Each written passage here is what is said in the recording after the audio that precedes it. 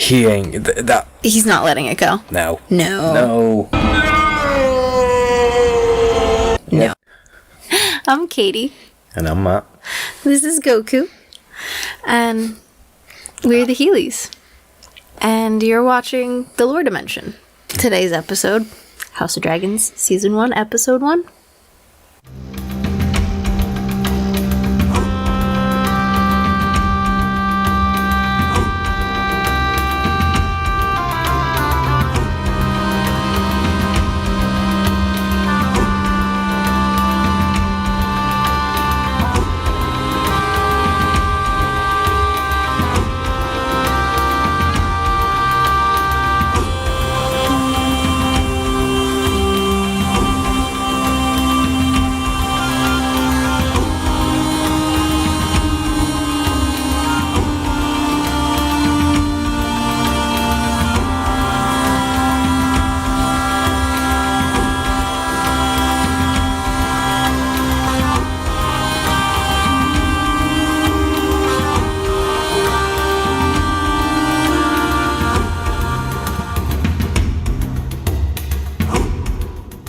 Spoilers. That's a thing. So we just rewatched House of Dragon Episode 1. Yes. And Had thoughts. we had thoughts. No! God, please, no! No!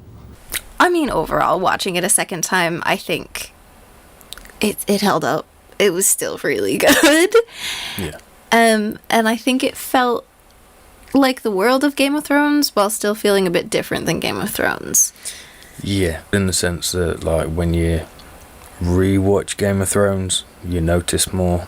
You realise where things are going or how they line up later. Felt like a lot more made sense. It did. Like, yeah, I've been a fly on the wall all along. I saw this coming from years ago. I knew it. We ended up doing some digging into the actual lore. I'm tired of this, Grandpa. That's too damn bad!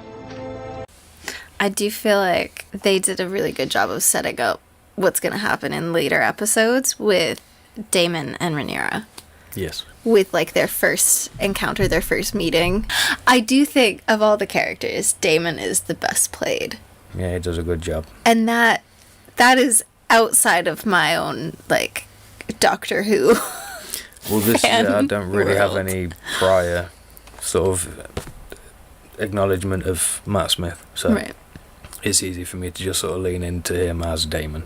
And yeah, he does a pretty good job of it. See, I almost commend him for, because I had that going in, that I was like, oh, Matt Smith is this goofy doctor who likes fish fingers and custard and, wishes he was like, very weird specific things from having watched Doctor Who and him being one of my favorite doctors. And still not ginger. To then him playing this completely different person. Totally different motivations, totally different, like, moral biases. Like, with the Gold Cloaks, when he purged the city, that very, very much felt like they were just grabbing people from out of nowhere and being like, you're probably a murderer. Yeah. You're probably... I feel like maybe I saw you doing a thing one time. Watch yourself. Yeah, so that felt very much just like a on a whim kind of thing that he kind of spearheaded and took part in, which really, I mean, it shows his character. Beginning tonight, King's Landing will learn to fear the colour gold. Yeah, he's not shy of twisting some arms, you would say. Or chopping them off. I also think they establish very clear, and it's easier to see the second watch around, Otto. Yeah, Just hate him. Double hate. Loathe entirely. just how manipulative he can be with the whole situation of, Daemon wants to be there for his brother, but Otto has done nothing but push Daemon out and advise against him. Watching it the second time around, it was a lot more apparent that a lot of it wouldn't have necessarily escalated as much as it had. Yeah. It did, if it wasn't for Otto Hightower. Because as soon as the queen and the baby had the funeral pyre, it was straight in there, trying to push Daemon out. No, he shouldn't be king next. He was trying to stitch the throne from the first episode. Yeah, pushing his daughter towards Viserys and pushing Viserys towards making Rhaenyra his heir. Yeah. It was, which the irony is, like, looking at future episodes and knowing what's to come, how hard he pushed for Rhaenyra Yeah. and what he's going to do in the future. It's just like, okay, Yeah. you wanted this. Yeah. And again, it kind of makes sense now because like it's trying to keep the claim in a little bit of question. So there's always going to be people going, well, no, she shouldn't because she's a woman. So that then if his daughter and the king later have sons, there'll be a much easier chance for him to sort of sneak in there. That was actually really cool because you see it from the beginning. Yeah. Where he's just maneuvering the king. Yeah. And at first, it just kind of seems like him and Daemon ruffle each other's feathers, Which they do. which they do. But it's also more than that. There's a lot more to it, and I think Daemon sums him up the best in the first episode when he tells Viserys that I see Otto Hightower for what he is. An unwavering and loyal hand. Continuing source of inspiration. Yeah. Yeah, no, and it's funny. I actually wrote it down. It was, Otto had a quote about, like, no man is above wanting absolute power. Yeah. Or something like that. Yeah. And it just definitely felt more of a projection of himself. The gods have yet to make the man who doesn't seek absolute power or something Yeah. like that. The gods have yet to make a man who lacks the patience for absolute power, Your Grace. Stop hissing in my ear. That definitely felt like a bit of a projection of himself being like, yeah, I want the power. Even if he doesn't want it directly, he still wants to be. I mean, he's the second son. Yeah. And that's it. It's kind of his way of letting it sort of slip out there what his intentions are while maintaining the focus on someone else. which comes into play later with his daughter. So much with his daughter. Which, okay, so the Hightower night that Daemon goes up against first, Yes. is that Otto's son? Yeah, I think so. I think it's the oldest. I know it was the eldest, but I wasn't sure if it was his son or his brother. No, his brother's Hobart. Hobart? Hobart. Yes. I think it's Hobart Hightower. Hobart Hightower. Yeah, Or Hobart Hightower. Hobart. I'm sure we'll get the answers to that one at some point. Probably. Yeah. Hobart. We'll stick with Hobart. Hobart. But the one in the joust, Yeah. I think was his son. I will say, it was big dragon energy of Daemon to destroy Hightower's son and then go ask for his daughter's favor. Yeah. What was she gonna do? Say no? Yeah, no, it's definitely a very layered character, Daemon. Whereas Hightower, again, especially the second time around, very, very easy to see. He's just a manipulative snake. And that's kind of it. Now I'm looking forward to. It seems like you may notice more or see more underlying things about Daemon's reasons and antics, whereas Hightower, you're only going to see what's coming Yeah. and how he's building and pushing It's a towards bit that point. predictable. Yeah, but we'll see. We'll see. You never know. There's got to be room for surprise in there somewhere, and we already know that certain bits have been tweaked towards the end of the series, Yeah. based on what we know from the original lore about it. I do hope they bring in more Old Town conspiracy. Yeah, well, that was another thing we're Digging into. yeah. Old Town, the Maesters want to get rid of the Targaryens completely. Was it Viserys or Jaehaerys? One of them was quoted, I think it was Jaehaerys, saying that like the only thing that could bring down the Targaryens was the Targaryens. Yeah, And the like, Targaryen was itself. The only thing that could tear down the house of the dragon was itself. And that's again, that was another thing, wasn't it? When Viserys says about, he's not going to sit there and let the crows descend upon the corpses. The only two people in that room that were speaking against Daemon's inheritance and trying to push for Rhaenyra were Otto and the Maester. So you've got the Old Town family and But of the course, Sept itself. they have to know that changing the rules of succession, having a daughter named, when Viserys eventually dies, that's going to cause issues. Which is where Otto trying to get Alicent in there to have a son with him leans into their favour. It does. Big time. Yeah. It's a lot easier to see. And I hope that was intentional. Yeah. Yeah. Because, I mean, they have so much lore to go off of, which, that is one thing in the books. Alicent was all about going after the king. Whereas in the show, she's a bit more reluctant, kind of more pressured. She's ripping her own fingernails off, and like, because she's so nervous about it. I mean, that's not the only trigger for that for her. No, but there's... She's a nervous person. Isn't she meant to be like 15, 17 at the time? She's not old. So, yeah, that is one thing. But yeah, no, I'd imagine there's got to be layers in there that people are supposed to unravel on a second, third watch. People want you to watch the programs a couple of times. It's only Yeah, they do. It's only modern television that people can only suffer once. Fair. I mean, this is technically modern television. I'm not gonna name anything. Not right now. Fair. We know who we mean.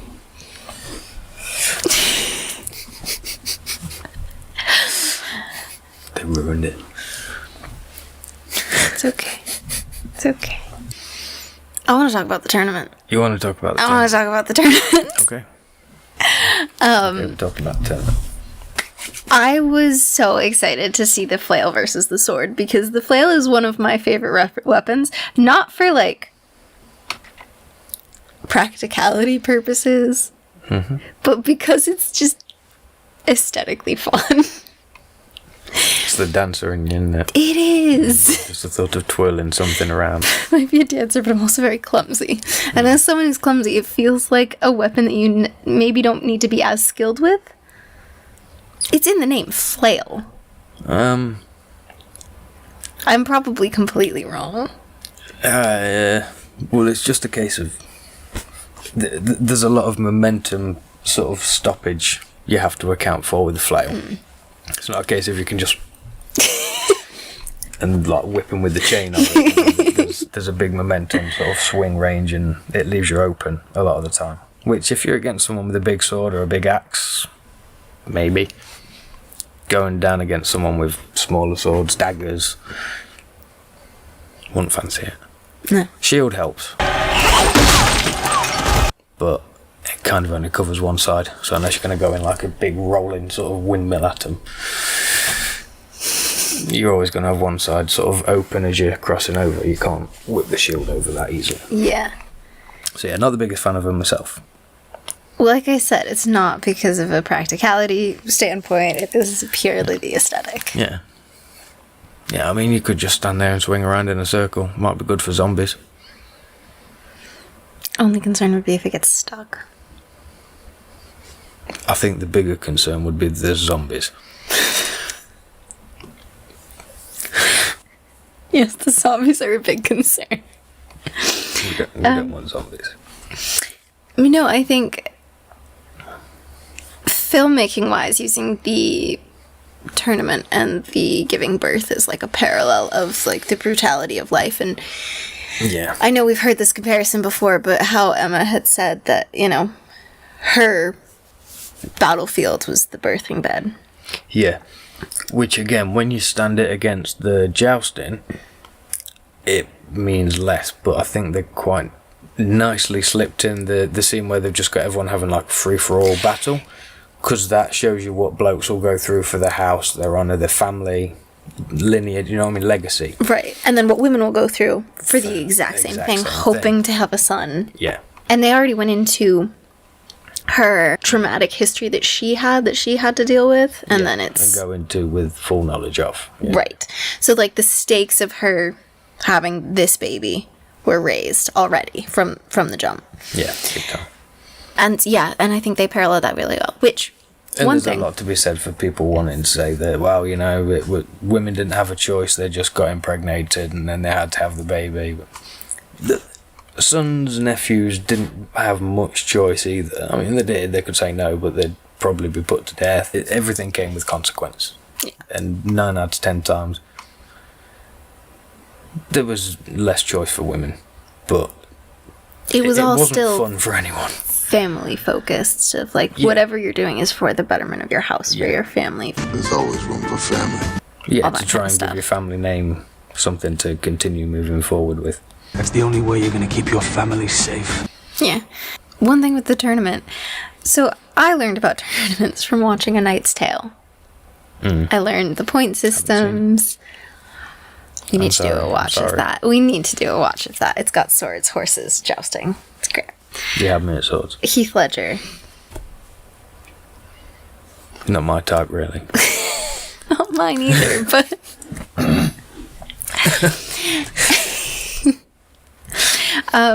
but I learned essentially tournament point systems. But in the tournaments in that, there's different types. So like, if it's jousting, it's just jousting. You don't transition from jousting to sword fighting. There is a sword fighting section. But they're not combined. So seeing that did throw me the first time, but the second time I was like, okay, this is just a tournament, and they just fight until one of them either yields or dies. Yeah. Fortunately, though, Daemon did yield, which I feel like his fight with Sir Kristen, who I keep wanting to call Crispin. So if I call him that, I'm not sorry. That's coming back. Sir Crispin. No. Well, maybe. Probably. No. He ain't... that... He's not letting it go. No. No. He had to yield. He hated it. Not only did Daemon hate yielding, he did it because he'd rather live than die, obviously. Like, he is proud, but he's not so proud that he would choose death over being able to fight again the next day. Yeah. Yeah, no, he knows when it's time to call it quits and come back to fight again. He was petty enough to just, like, smack away his hand. Like, don't help me up. But, like, you could see it on his face that he's like, yeah, this isn't the end of it. And I'm really hoping that they bring the two of them together at some point in the next season. Yeah. Because they've already got this history.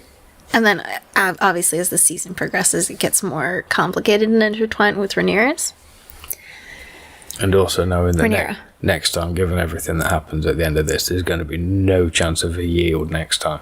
And at next time, it's not a it's tournament. It's a war. which, if you're going off, if they were in a real battle, then Daemon would have won, because he got Kristen down on the ground first. Just because Kristen had time to get up and hit him over the back with his flail when he had his back to him, because he was too busy. Showboating. So, do you really need to be nervous? He technically won the first time, he just dragged it out too long. He Oberyn'd. He did. There's also, Daemon has a dragon. It will be Crispin then. Sir Crispy. Crispin Cole. Yeah. I don't understand the dagger. Are we supposed to understand the dagger? Is this... I haven't looked enough into it. I don't know if this dagger is supposed to be a reoccurring character in the laws of Westeros. A recurring character. Well, at this point, it's got more screen time than a lot of the actual characters. Fair. And I don't know why. Oh, remember. It's just that... Was it expensive? Did it cost a lot to make? Or is it just... Is there a backstory behind this dagger? Was it something to do with the First Men? Was it something to do with Aegon the Conqueror? I know the sword is Aegon, but is the dagger also Aegon? The sword being Night's sister. Blackfire. Dark Blackfire. Sister is Daemon's. I'm so good at names. It's very good at names. Night Sisters is from Star You got Wars. flail, you're doing great. Night Sister is, yes, that's the witch people, isn't it? Yeah. I'm learning Star Wars. Good. I'm trying. Do it. Yeah, Dark Sister, Blackfire. Dark Sister, Blackfire. So Was Aegon's sword. Blackfire was Aegon's. Blackfire was Aegon's. Dark Sister, I think, was Visenya's. I think. And maybe the dagger was the other one. Maybe. Yeah, the other sister. Visenya and Rhaenys? They repeat so many names. Aegon, Rhaenys, and Visenya. I'm pretty sure is the original trio of Targaryens that came over. Maybe whoever it is, the other sister, the one that he actually liked. Was that not Visenya? No, I think she was the one that was. She got less nights a week with him. The one night to the Yeah. 10. 10 nights a week. Anyway, yeah, so maybe the daggers, the other sisters, maybe that's in the lore, maybe it's not, and they just decided that that's how they're going to play it. It kind of feels like they just want to reuse the dagger. Like we spent all this money on Valyrian steel swords that weren't made until much later. They can't show Longclaw because it was made for Jon Snow much later. They can't show the Widow's Wail and Oathkeeper that they're made from ice. Did he call it Oathkeeper? I think Brienne might have done. Oh, yeah. I think Brienne named it. But again, we don't have a name for the dagger. It's just the one that Bran didn't get killed with. That was used on Yeah. the Night King. Which, like, does that tie into the dream of the Song of Ice and Fire? Oh, that was another thing. The speech about the there'll be a Targaryen sat on the throne when the army of the dead come, basically. Yeah.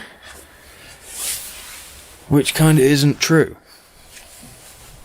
Because Cersei sat on the Iron Throne during all that. Daenerys just delivers him a dragon to use to smash the wall down with fire breath.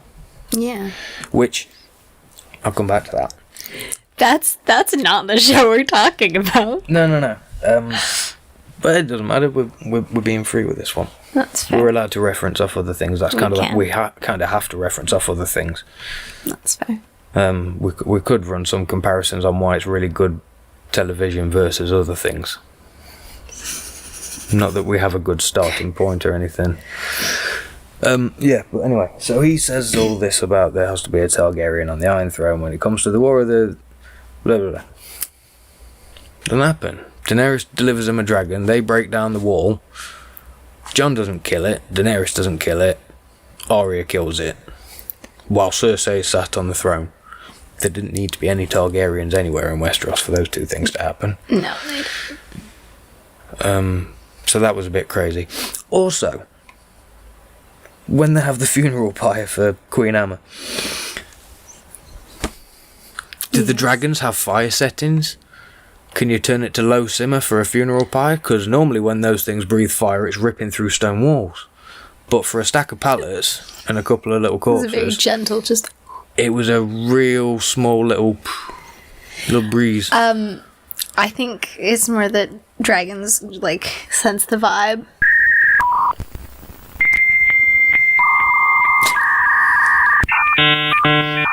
Is that a lore-based thing? Yes. Dragons It's just in the sense hard vibe. lore. Yeah.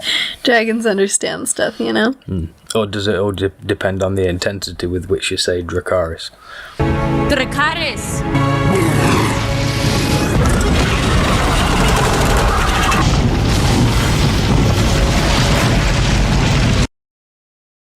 Again, it's kind of something I'd like to have established because the capabilities of those flames sometimes are ridiculous.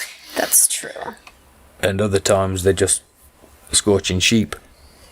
And yeah, I'd like to know more about why is fire breath so powerful when it needs to be.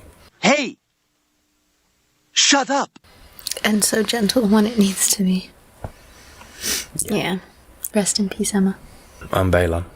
And Bale. Baby that Balon. one I've got one. Which also confused me. because it made it sound like they were gonna name the baby they had.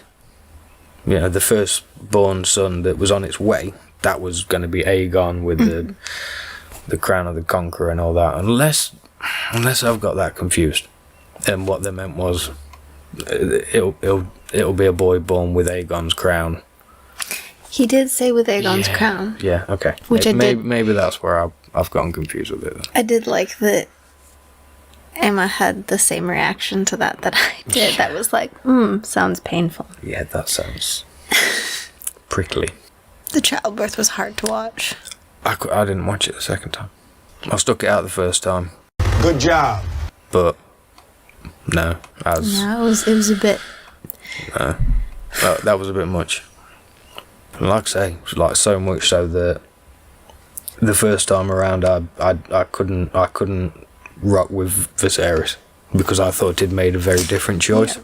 The second time around, having heard that it wasn't what I thought, and now having seen where I got confused, I'm rooting for him because there was a lot I liked about Viserys. I just couldn't forgive him for that. So hopefully this time around it'll be a bit more cool. It's quite cool.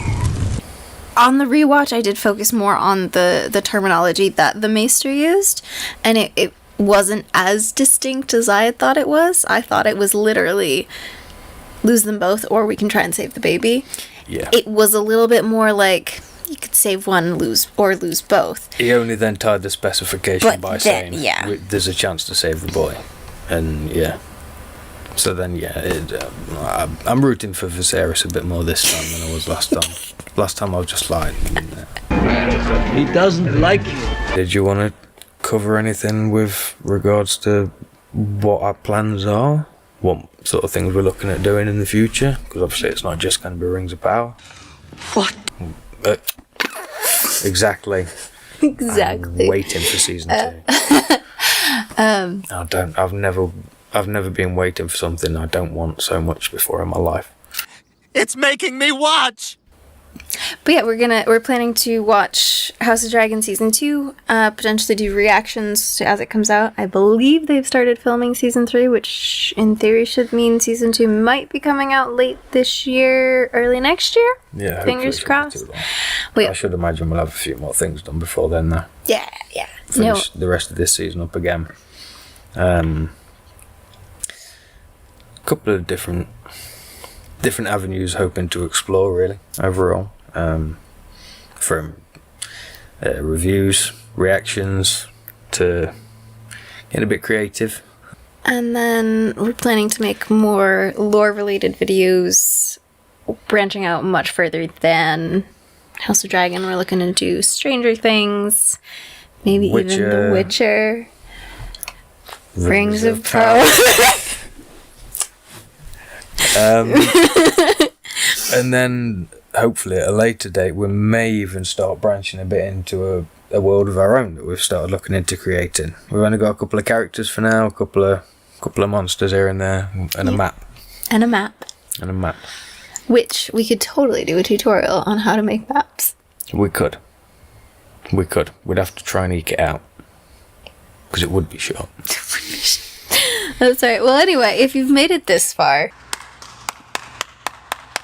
thank you for watching. Yeah. Hopefully things will get a bit more... Tight, smooth, easier for us. But yeah, if you like this, you want to see more, like, subscribe, notification bell, all that kind of stuff. And yeah. We'll hopefully see you soon.